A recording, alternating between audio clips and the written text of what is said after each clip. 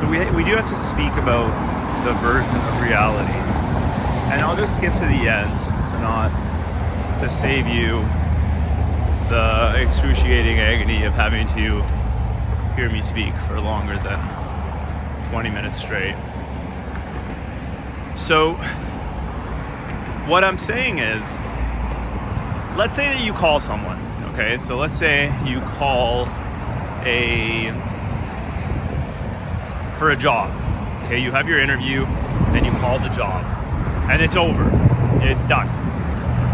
There's no way to actually test this. But let's say that there's two versions. So the first one, you get all down and we're talking to your core, like you're just negative, you feel horrible.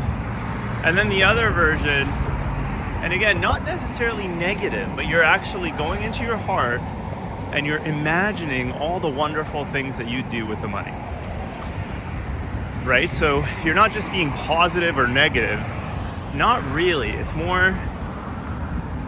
far more complex than that, where you're actually going into your heart and you're imagining the feelings of what it would be like to achieve that job. Now the question is, will it have an impact? So if it's just you, there is no way to test this, obviously. We'd have to do a test of thousands of people, all of them training and doing this exact thing. And then doing the same test in the same manner. I think the issue is that we've been trained in modern society where we live in these buildings and houses, things like that. God, this is disgusting. That there are, exact outcomes, right? So if you do this, then you're going to get this. If you write the test, you're just going to get the mark. There's no gray area. But in life, there's just so much more going on. Like, if everything is connected, right? You opening up your heart and imagining how good it feels to achieve a job or to win a deal might actually have an impact. We don't know. And truthfully, it's very hard to test this. And nobody's actually done something like this that I know of. Right? And even if they did, again, I don't even think it's worth studying. But it is fascinating to think about that if you hang up the phone, or let's say you send a message to a girl, you're like, you ask her on a date. Same thing. Let's say that you call someone or, to send you some money or whatever, or an investor. Any possible results of this can be worked out in any of these scenarios. Does how you feel and what you do after the call impact the result of the call? And that's ultimately what I'm saying. So you've already done something. You've already done an event. Does how you feel impact that event after the fact? And this is very interesting, right? And in physics, they actually do a lot of these types of experiments where, they do it at the atomic level. It's interesting. I think it's something worth noting. Now, does how you feel impact the event before the event has occurred? Now, this is also interesting. And I think a lot of people would agree with this one, where they say, if you go into something feeling a certain way versus another, the outcome will obviously change. But does the outcome of an event change after the fact?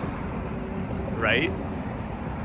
And there's a lot of questions like this in metaphysics, or metaphysical metaphysics, right? Or spiritual, whatever you want to call it. Is the impact of the heart, the mind, on our external reality. So we already have an idea that the external reality has an impact on our internal version of the reality, right? In our mind. It has an impact on us, obviously. You win the lottery, it will absolutely have an impact on you and how you feel internally. But will how you feel internally change the chances of you winning the lottery? I don't know. I think the interesting thing about life is that it's not so single outcome oriented. So you might have a feeling about a certain job interview that you had, and you might not get that job, but there's a grander outcome that's going on. And I think definitely what we're taught is battles over wars, right?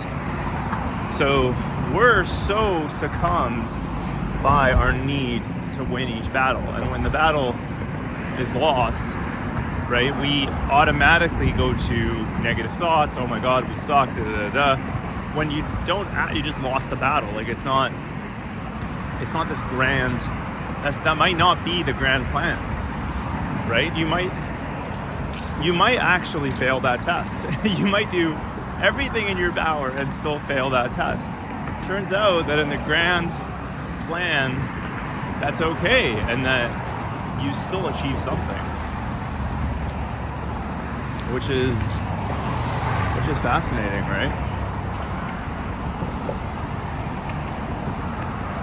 Look, at the end of the day, how do you want to live?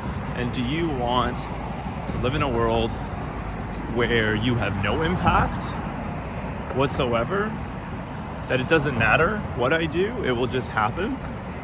But you know that's not true. You know for sure that isn't true. That your decisions, how you feel, does impact for sure. Right? And being in a state of feeling good and thankful and full of energy, these things are good. And it might not impact you that day, right? That exact day that you go out there, it might not impact you in a positive sense, but I think over the long run, it absolutely can.